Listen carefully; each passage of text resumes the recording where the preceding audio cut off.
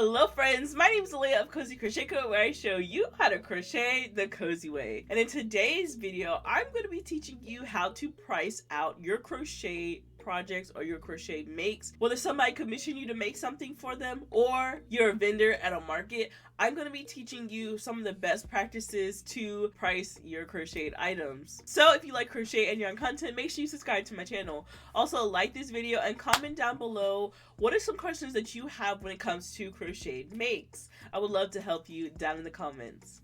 Also, special thanks to our members. If you would like to become a member, get access to videos first before anybody else, and get free patterns whenever they come out, the link is going to be down below in the description.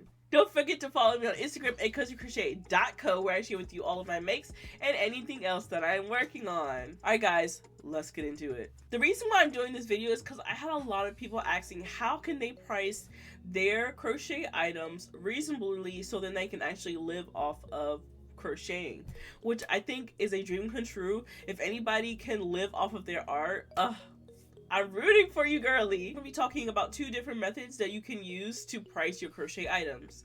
One is hourly. You can take the amount of hours that it took to make an item and then set yourself an hourly rate, multiply it, and then that's how you would price your item. Of course, with the materials as well. Or you can charge for materials and experience. I'm going to explain both of those separately. The first one I'm going to explain is, of course, your hourly rate. So here in Virginia, the minimum wage is $7.25. Of course, I wouldn't want a minimum wage. I would probably want maybe like $10.25 or $15.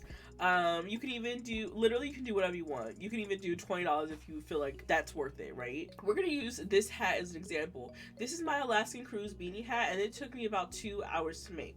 So if I was able to set myself an hourly wage for this hat, say I wanted to set it at $15 an hour, I would make about $30 for this hat plus materials. You would have to make sure that you wear out your hat, log how much the yarn is, divided by the amount that you use for the hat, and then that would be what you would add to the product of this hat. Let's say that I spent about $5 worth of yarn on this hat. That's grossly overestimating it, but say that it cost me $5 to make this hat, plus the hourly wage of $15 times 2 would be $30. So this would be a $35 hat. You could put this to market and then somebody would buy it for $35. Of course, you would take out whatever marketing fees you would have, or you can add those into how much the hat costs. It's really up to you and how your business model is. But if somebody was to commission this for me, I would charge them $35. Now, if you were to calculate for your experience, which most jobs do, so charging for your experience is a little bit more of a sliding scale, and it can change between item and item and item. The reason why I would charge for experience is because if something's more simple based off of something that's more complex, and it can change. So if I was just to charge this based off of experience, I would probably charge about $20. Yeah, it took me 2 hours to make, but the pattern is really simple. However, and this is where it gets kind of tricky, if I wanted to charge somebody for this, which took not that much time but required a lot of experience, I would charge about $200 just for my experience, not including materials. Like I said, this did not take a long amount of time. It probably took me about 4 or 5 hours.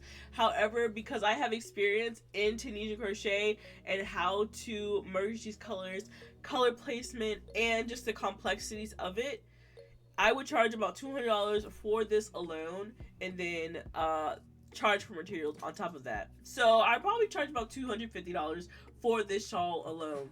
If I'm only charging $15 an hour per item, and this took me 4 hours to make, I would only be getting $60 for something like this plus materials, which cost $50. So I would only be getting $110 for this. So does that kind of make sense? So you really have to determine which paid model is good for you. I'm going to tell you why I prefer the experience model better, so I can make a lot of them and sell a lot of them in a market. It's really nice, pretty simple, very universal, unisex, and a lot of people actually like these hats because it's not a whole bunch of detail, and they pretty much go great with any project. So these actually would sell really well in markets. But something like this that took a lot of time, somebody actually would have to appreciate this in order to spend $200+ on this crochet item. And I'm not saying you have to keep to either one of these methods. You could actually do a mixture of both.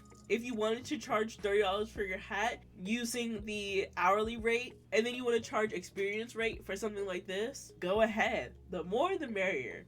So if you were to ask for my opinion, I would charge based off of experience. How complex is the pattern? Don't necessarily take off of how long it takes you, because you might be selling yourself short. Can anybody else make this pattern if they just started crocheting? What type of knowledge did you use to make something like this? What type of color theory did you use to make something like this? All of those go into play when it comes to your experience level costing. So if you're going to market and you're trying to figure out how much you should price your items, I would say split your items up into 2 parts. One of them being your hourly rate, maybe some small stuff, maybe hats, scarves, things that didn't take you long to make, so you can pay yourself a livable, healthy hourly rate for those items. But if you have bigger, more elaborate pieces like cardigans, very intricate detailed scarves, shawls that took not that long but needed a lot more brain power, I would recommend doing that off of experience. So I hope that helped. I know quite a few of you are going to market, and because we're coming up into the cooler seasons, everybody's wanting to grab these commissions and are really busy making their holiday makes. So I hope my advice was clear and helpful. And if you have absolutely any questions, make sure you are putting them in the comment section below. I am always open to help another crocheter out. Anyway guys, that's gonna be it for today's video. I hope you have a wonderful day, and as always, create something gorgeous. Bye guys.